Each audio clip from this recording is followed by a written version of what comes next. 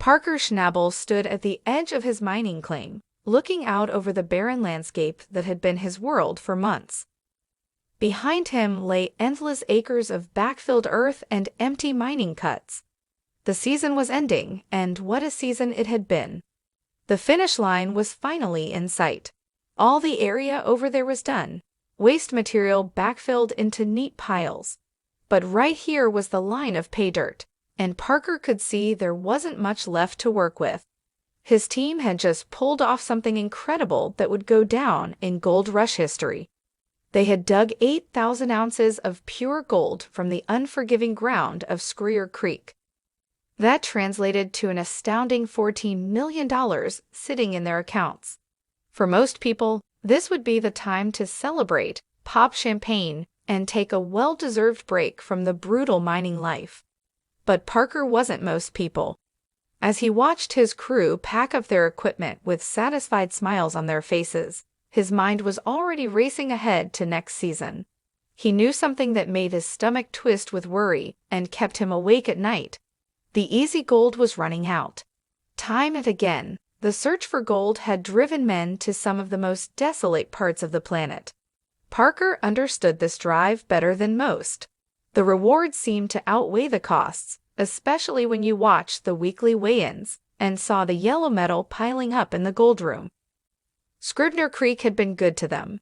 Very good, in fact. But after years of mining the same area, Parker could see the writing on the wall as clear as day. The gold that was easy to reach was mostly gone. What remained would be buried deeper, harder to find, and far more expensive to extract. The mining business was cruel that way. Just when you thought you had it figured out, when you found your rhythm and hit your stride, the ground would remind you who was really in charge. Parker had watched other mining operations rise and fall. He had seen crews that dominated one season struggle the next. The difference between success and failure in this business often came down to one simple question: where do you dig next? As Parker walked through his operation, he could see that his crew was tired, but genuinely happy. They had worked 16-hour days in brutal conditions all season long. The two wash plants, Big Red and Sloofer, had run almost non-stop, processing thousands of tons of dirt week after week. The crew had pushed themselves beyond their limits, and it had paid off handsomely. But Parker couldn't share their joy completely. The burden of leadership meant always thinking 3 steps ahead. He knew that next season would bring entirely new challenges.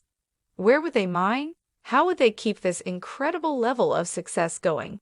Could they possibly top a $14 million season? The pressure was enormous and relentless.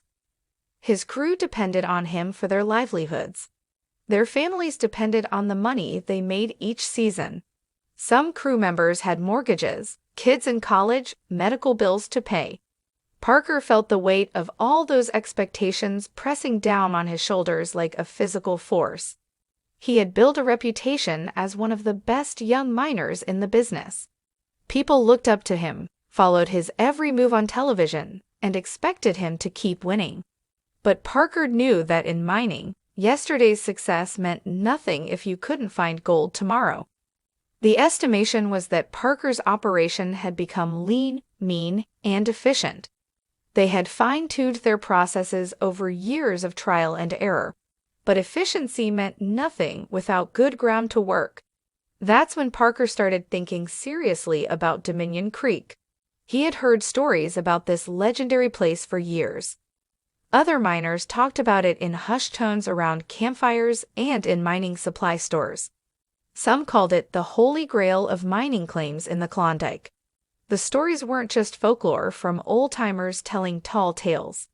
Serious people who knew about geology and mining had studied the area extensively. The reports all said the same thing. Dominion Creek still had massive amounts of placer gold deposits just waiting to be extracted. If the estimates were right, and Parker had every reason to believe they were, Dominion Creek could produce more than $160 million worth of gold over the next few years. That was more than 10 times what they had made in their best season ever. It was generational wealth, The kind of strike that could set up his entire crew for life. But there was a catch. There was always a catch in the mining business. And this one was a big one. Dominion Creek wasn't available for the taking. The owners wanted $15 million for it. That was more money than Parker had ever spent on anything. It was more than most people would see in their entire lives. It was almost exactly what his crew had just earned in their record-breaking season. Parker spent sleepless nights pacing his cabin, thinking about the decision. Was it worth risking everything they had built? What if he was wrong about the gold estimates? What if there were problems they hadn't thought of? What if the previous owners knew something he didn't? The rational part of his brain told him it was crazy. You don't bet your entire fortune on a single claim, no matter how promising it looks. But the miner's instinct that had gotten him this far whispered something different. This was the opportunity of a lifetime. Parker had always been willing to take calculated risks. That's how he had built his operation from nothing into a multi-million-dollar enterprise. But this wasn't just a big risk. It was the biggest gamble of his entire career. He thought about all the miners who had gone broke chasing the next big strike. The Klondike was littered with the dreams of men who had bet everything and lost. But it was also built by the few who had the courage to risk it all when the right opportunity came along. After weeks of agonizing deliberation, Parker called together his most trusted crew members. These were the people who had been with him through thick and thin, who understood the mining business as well as anyone. He laid out the situation for them in his characteristic, straightforward manner. They were facing a crossroads that would define their futures. They could play it safe, stay at Scribner Creek, and slowly watch their operation decline as the easy gold ran out. Or they could bet everything on a new opportunity that could make them all wealthy beyond their wildest dreams. The crew listened quietly as Parker explained his thinking, showing them maps, geological reports, and financial projections. Some of them looked excited by the possibilities. Others looked worried about the risks. Everyone understood that this decision would change their lives one way or another. Alex, one of his most experienced crew leaders, asked the hard questions. What if the ground was different than they expected? What if their equipment wasn't suitable for the new terrain? What if they couldn't make the operation profitable quickly enough to service the massive debt? Parker didn't have perfect answers to these questions. Nobody did. That's what made it a gamble instead of a sure thing. But after much discussion and debate that stretched late into the night, Parker made his choice. He would buy Dominion Creek. When Parker finally signed the papers and authorized the transfer of $15 million, there was no going back. The money was gone, transferred to accounts he would never see again. He owned Dominion Creek now, all the promise and all the problems that came with it. But owning a mining claim and making money from it were two very different things. As Parker was about to learn in the most expensive way possible, the crew packed up their equipment with a mixture of excitement and apprehension. They were leaving behind ground they knew intimately, where every rock and creek bend was familiar.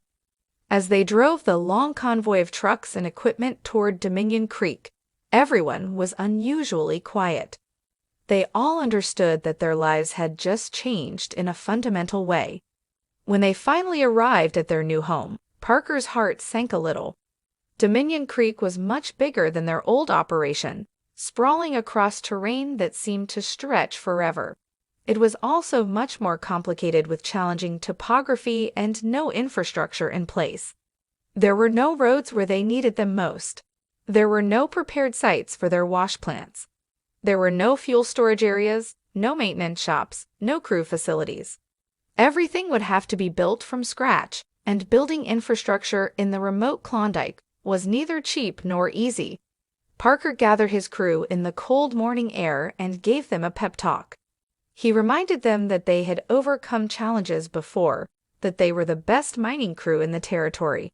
This was just another challenge, albeit a much bigger one than they were used to. But privately, Parker was starting to understand the magnitude of what they had taken on. This wasn't just moving to a new claim. It was like starting a completely new mining operation from zero. The problem started almost immediately, faster and more severely than Parker had anticipated. The ground at Dominion Creek was completely different from what they were used to at Scrayer Creek. Instead of the relatively solid, drained ground they knew how to work, Dominion Creek had large sections that were muddy and unstable. Moving equipment around became an absolute nightmare. Trucks got stuck in mud that seemed bottomless. Heavy machinery sank into soft ground that couldn't support the weight. Simple jobs that should have taken hours stretched into entire days of struggling with unstable terrain. Parker watched his fuel costs skyrocket as trucks burned extra diesel fighting through difficult conditions. Every hour they spent dealing with terrain problems was an hour they weren't mining gold. In the mining business, time really was money, and they were burning through both at an alarming rate. The team soon realized they had new roads to build, new wash plant sites to develop, and the thankless task of hauling pay dirt over much longer distances than they were used to. With such difficult circumstances coming into play, they eventually understood that their tasks were not just hard, but incredibly time-consuming. Add the fuel costs and the manpower required to build basic infrastructure, and Parker couldn't blame his crew for wondering what they had gotten themselves into. Some of the newer crew members started asking if there were any job openings back at their old operation. The crew was getting frustrated too, and Parker could see it on their faces during the daily morning meetings. They had signed up to mine gold, not to build roads and engineering projects in impossible conditions. The work was harder, the days were longer, and they weren't seeing any gold to show for their efforts. Some of the crew members were green to this kind of large-scale operation. Sure, they did all they could to make themselves useful, especially those who had worked with Parker before, but there was a limit to what they could accomplish in a terrain that was completely foreign to all of them. Parker could see the doubt creeping into their eyes. He felt it too, gnawing at his confidence during the long, sleepless nights. But as the leader, he couldn't let that doubt show. He had to project confidence even when he felt anything but confident inside. Things got significantly worse when Parker decided to push their production harder than ever before.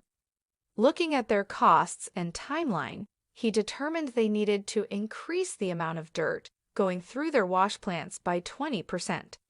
He figured that more dirt meant more gold, and they desperately needed all the gold they could get to justify their massive investment. Alex, one of his crew leaders, expressed skepticism about pushing the equipment so hard in unfamiliar conditions. But Parker was the boss, and Parker was determined to make this operation work, no matter what it took. At first, the increased production seemed to be working exactly as planned. The wash plants were processing more dirt than ever before, running at maximum capacity around the clock. But then the breakdowns started, and they came fast and furious. First, it was a conveyor belt that snapped under the increased load. That wasn't catastrophic for Parker and the team, though. Some crew members noted that any time spent not working meant the loss of thousands of dollars per hour in potential gold production. After overcoming that setback, they had to persevere through the frustration that spread through the crew when they realized their feeder was jammed solid and their main pump had given out completely. These weren't minor maintenance issues. They were major breakdowns that brought production to a complete halt. More problems followed in rapid succession, leading to what felt like an almost unrecoverable loss of time and money. As Parker watched each breakdown eat into their precious time and limited budget, the pressure became almost unbearable. As if equipment problems weren't enough to deal with, the weather turned against them with a vengeance. Dominion Creek was at a significantly higher elevation than their old site, which meant completely different weather patterns, and most of them were terrible for mining operations. Some could blame the problems on this higher elevation that characterized Dominion Creek. Heavy rains that seemed to last for days turned the already muddy ground into something resembling thick soup. Equipment got stuck even more often, and moving dirt became nearly impossible on many days. The rain also made hair equipment problems much worse. When machines get constantly wet and muddy, they break down more frequently and require more expensive repairs. Parker watched his maintenance costs climb steadily along with everything else, eating into the budget he had set aside for actual mining operations. The weather proved to be consistently unfriendly to Parker and his crew members throughout those difficult early weeks. Some days they couldn't work at all. The crew would sit in their trucks watching the rain pour down relentlessly, knowing that every minute of delay was costing them money they couldn't afford to lose. Heck, the weather probably added to the damage that all their equipment suffered as time went on.